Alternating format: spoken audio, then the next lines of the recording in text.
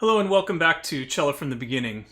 We will be learning now the piece Schleifer number 18. Of course, link to the sheet music in the description. So we'll just have, this is a very short piece and it's not very difficult. So we'll just have one lesson on the music, and then you'll be able to go right into the next video once you've practiced a little bit, which will be the play along with an accompaniment part. And I will explain how the count off for that play along will work at the end of this video, because it's a little unusual or tricky compared to something that we've done before. So let's go ahead. Let me just play through.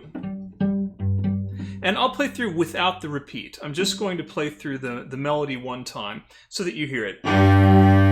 Always check your fourth finger. And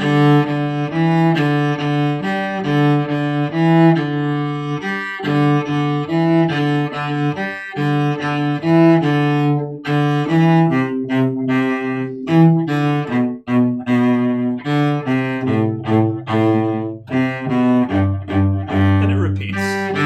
And it just repeats right in time. So that's the piece. You can hear it's just a simple 3/4 piece. So let's go ahead and bring the music up now and take a look at it together. So let's talk about the first 4 full measures with the pickup. So we begin with this fourth finger on the D string, and we notice that in the music we have this symbol above that note, and that is an up bow, which means I'm going to be beginning with my bow going from the tip towards the frog for that first note. Starting, and we don't actually have to start at the tip because this is a short note. We start more in the middle, but I'm moving the bow towards the frog on the string, or to my left or your left as you're playing. So that's just a very typical thing when you have a one-note pickup, that you'll begin up bow so that the first main note is on a down bow. All right, so again, these first 4 measures. So we simply start with fourth finger on the D, and then we have D, D1, D, D4, D, D1, and D. Right, that's all there is to it. We're mostly playing open Ds and then interrupting those with first finger, fourth finger, and first finger. So let's try that again from the beginning. 1, 2. D, 1, D, 4, D, 1, D. All right, pretty straightforward. All notes that we've been playing for a long time. Now notice what happens next. 4, D, D, 1, D, D, 4, D, D, 1, D. That is in fact an exact repeat of what we have just played. So it's just written out. It's a second phrase. So starting from this pickup to bar 5.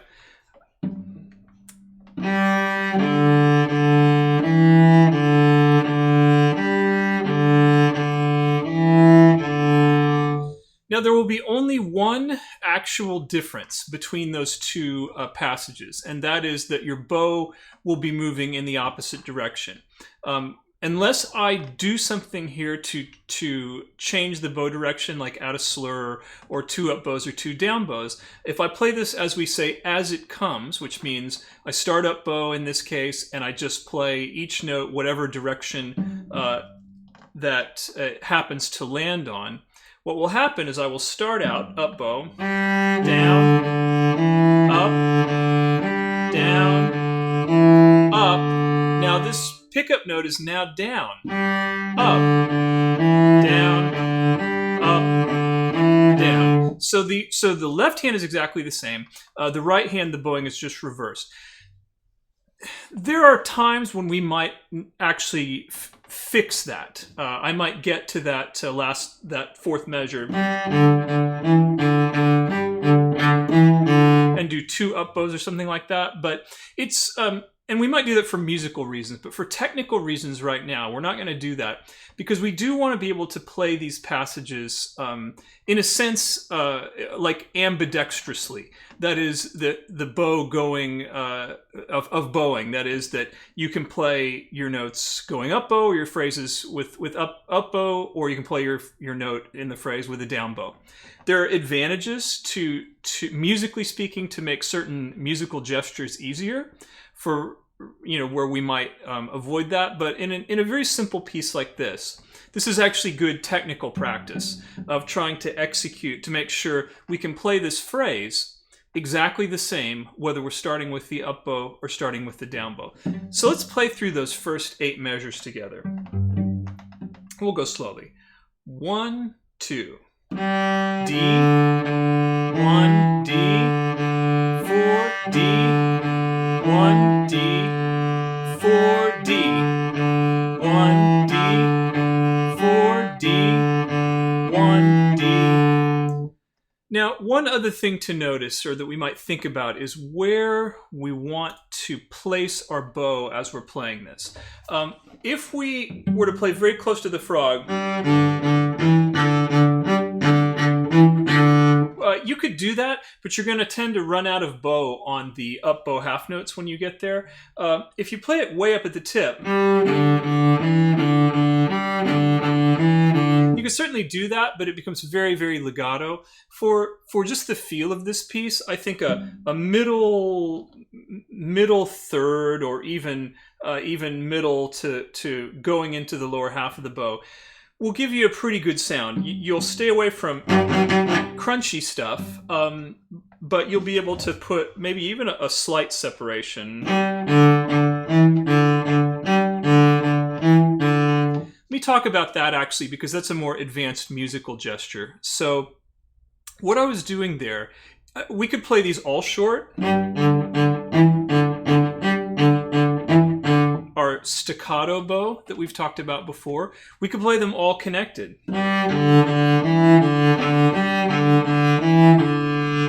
Our legato bow that we've practiced.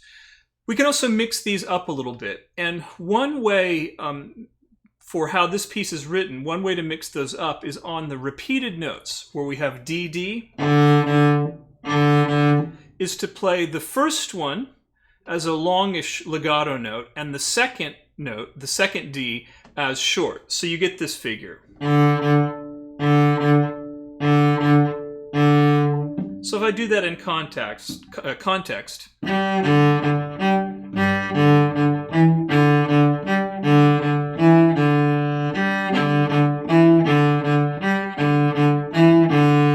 so that's just one musical gesture that we could do here. Now, I do want to say before we go on that this isn't a matter of right or wrong, really. It's a matter of musical interpretation. There are musical interpretations that just don't sound good, or that sound silly, or that sound inappropriate for the kind of piece that you're playing. But then within the choices that we have, you can have multiple interpretations that are perfectly legitimate and correct. For example, I could play the only long note being the first beat of each measure. So that would give me short, long, short, short, long, short, short. That would also be a very common way to play a piece like this.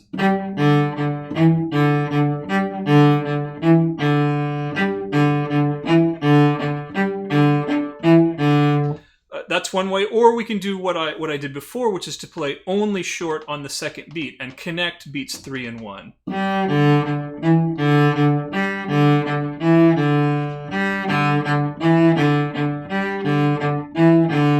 But don't stress about this. If you need to just play it all legato while you're practicing, that's fine. But I want you to start thinking as you're playing, especially as the left and right hand gets easier. Start thinking about the possibilities and experimenting a little bit. And you also don't have to play it the same all the way through, right? So I might start.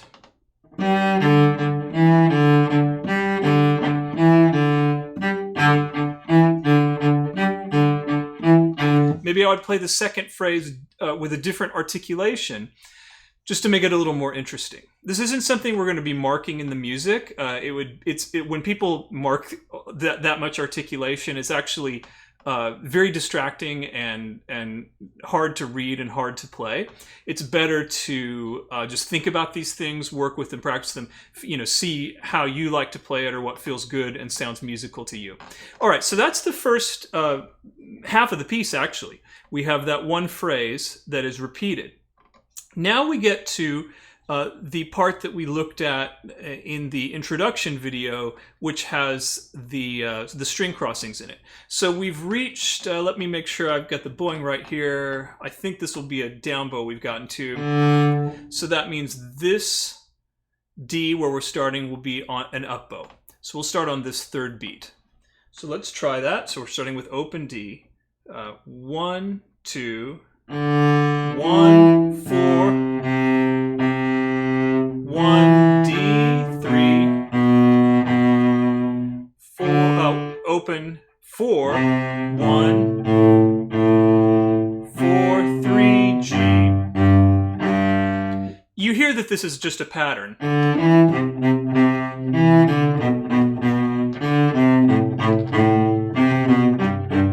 The only thing that's different is the first time the pickup note is below the next note. In the pattern as it continues, it's descending, 1 to open, open to 4, 4 to 3. So just a simple pattern in thirds descending.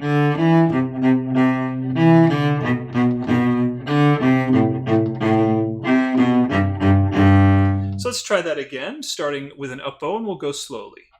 1, 2, D1, 4, 4, 4, back to D1, D3, back to D, 4 on G, 1, 4, 3, G. First ending, D. So it loops right back in time. We play that note, 1, 2, third beat, right to first beat of the first full measure. And then, as we talked about before, we play all the way through again, skip the first ending on the second time, and simply play the second ending, and then the piece is over. Let's try the second half one more time. We'll go a little bit faster, and then we'll put the whole thing together. So here we are once again from this open D, the third beat of bar 8. 1, 2, D1, G4, back to D, G3, back to D, 4, 4, 3. All right. The tempo that is marked here, which is not original, this is just my editorial tempo for the purposes of what we're doing right now, is quarter note at 120. And that's the tempo that the play-along track will be at. This piece could go quite a bit faster as a sort of polished piece. This is sort of a gentle, waltzy type of tempo, but it's probably capable, that would be...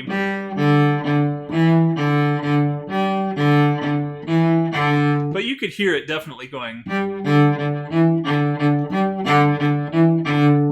that would just be a quick version of it.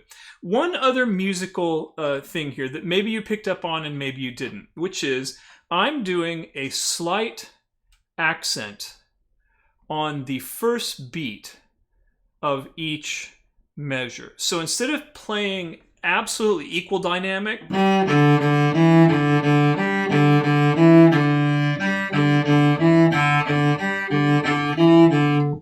that's something we rarely do in music. Just like when we're talking, we don't accent ever reword the exact same amount because we sound like a robot. In fact, if you've been around long enough, you know that that's what early sort of computer, artificial computer voices sounded like. And they've gotten better and better in terms of making the up and down, the patterns of speech and the accents of speech. It's the same thing in music. Very rarely would we have a melodic line like this where we would truly play every note at exactly the same volume and attack. Just as we don't play them all with necessarily the same length or articulation. So So what I'm doing here, you might think of this as a small accent. It is a small accent on the first full beat of each measure. So the pickup note, and then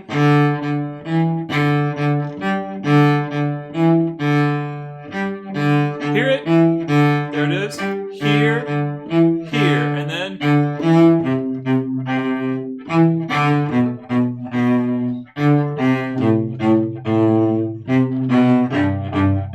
I'm doing it a little bit less in that second half, but you can definitely hear it in that first half. Now let me talk about another slight musical detail. I know I'm really making this long with musical details, but I think these notes are easy enough that I want you to start listening to some of these things. I could accent this the first beat of every measure, and that gives us a certain feel. The one that I just played. Feel that kind of big beat. Ba-dum, bum, ba-dum, bum, ba-dum, bum, ba. Now, I might decide that that's okay, but maybe it's a little too relentless. It's a little too many accents. What I would do then is I would accent the downbeat of every other measure. So I would start with an accent here on beat 1, not do it on measure 2, accent measure 3, not on measure 4, accent 5, no accent on 6, accent 7, no accent on 8. Let me play that for you, and then I'll do them back to back so you hear it. So here's just an example of accenting every other measure starting with the first.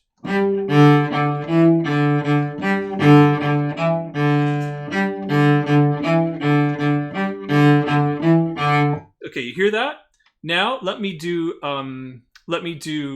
back to back. So I'm going to do first accents on every first beat, and then I'll immediately go back and play accents on every other first beat. So here we go. 1, 2. Every other. So it just changes it changes the music, the feel of the music. It changes it from a kind of a heavy beat on every first beat to a little bit lighter, almost a 6/8-ish kind of feel. So either of those is probably a perfectly legitimate way to play this. I think for right now, I would concentrate on accenting the first beat of every measure. But just know that that's the sort of thing you can play with as well.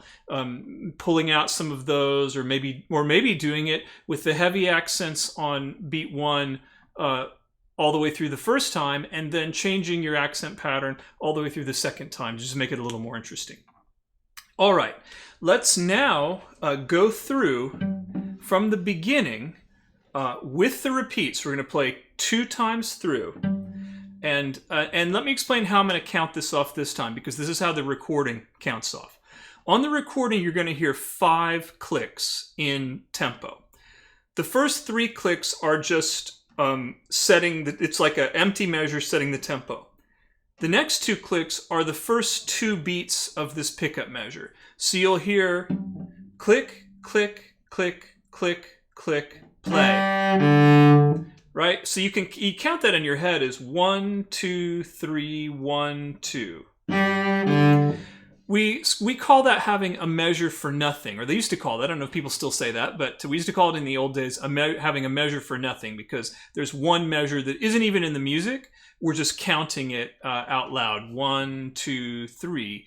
Then we count our 2 pickup beats, or from the pickup measure, the first 2 beats from the pickup measure. All right, and let's get this 120 speed going here. So we hear that. Let's try that.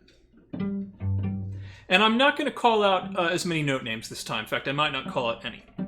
I will count 1, 2, 3, 1, 2, and then we'll play. Check our 4th finger. Get our bow where we want it. 1, 2, 3, 1, 2.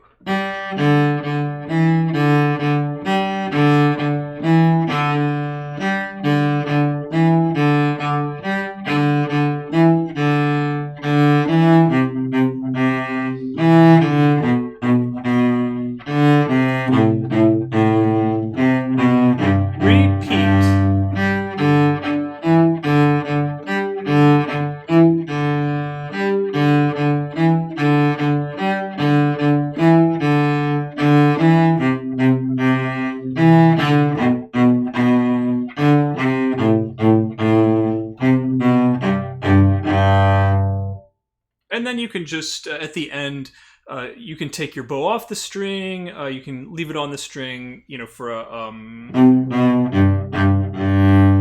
like that, or you can go and just let it ring. It's really up to you. Any of those is a legitimate possibility. All right, so if you can play along with me for that last section of the video at that tempo without any particular problems, then you are ready to do the play along, which will be the very next video. So I hope you enjoy it, and we'll see you for another song in the next lesson.